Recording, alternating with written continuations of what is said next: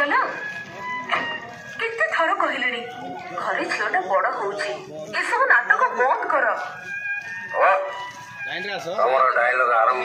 निशा निवारण निशा द्रव्य तथा अपमिश्रित और विषाक्त मादक द्रव्य विरोध में सचेतनता अभियान रथ उद्घाटित।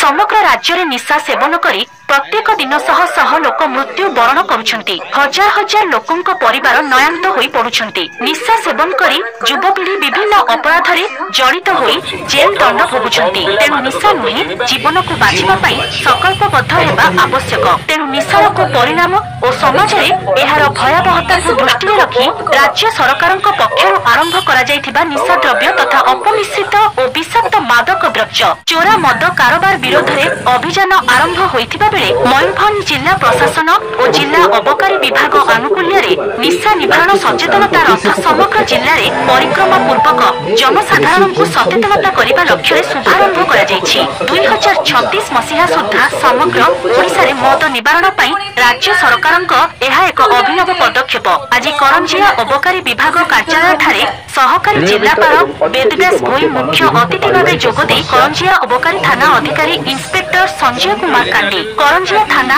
भारप्राप्त अधिकारी शरत कुमार महारिक, अबकारी सब इंस्पेक्टर रश्मि रंजन नायक, जसीपुर अबकारी सब इंस्पेक्टर सूर्यकांत मल्लिक, ठाकुरमुंडा अबकारी ओआईसी भारती नायकों उपस्थिति में आनुष्ठानिक भावे एही सचेतनता रथ को सबुज पताका देखाई शुभ उद्घाटन करथिले। एही रथ करंजिया अंचलर कोण अनुकोण को यात्रा करी जनसाधारण को निशार को परिणाम उपरे सचेतनता करिबो। एहा मे मास 31 तारिख रु जून मास 26 तारिख पर्यंत गाँव सचेतनता बुणिबो। एही कार्यक्रम को परिचालना करिबारे करंजिया, ठाकुरमुंडा और जसीपुर अबकारी थाना अधिकारी और कर्मचारी सहयोग करथिले। एटा राज्य सरकार अभियान एटा अछि निशा द्रव्य अपमिश्रित विषाक्त मादक द्रव्य विरोध में सचेतनता अच्छी 31 मे रु जून 26 जगह अच्छी सचेतनता अभियान चलो।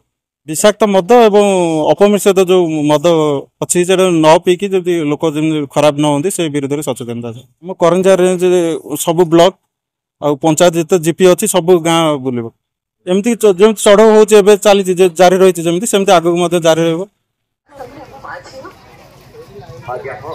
नियमित एवं अत्यधिक मद्यपान विभिन्न पारिवारिक समस्या और घर हिंसार एक प्रमुख कारण। आसतु आज ही संकल्प नेबा निशा नुहे जीवन को बाँचिबा। अबकारी विभाग ओडिशा सरकार। सुमंत पात्रंक रिपोर्ट एसटीवी न्यूज ओडिशा 24।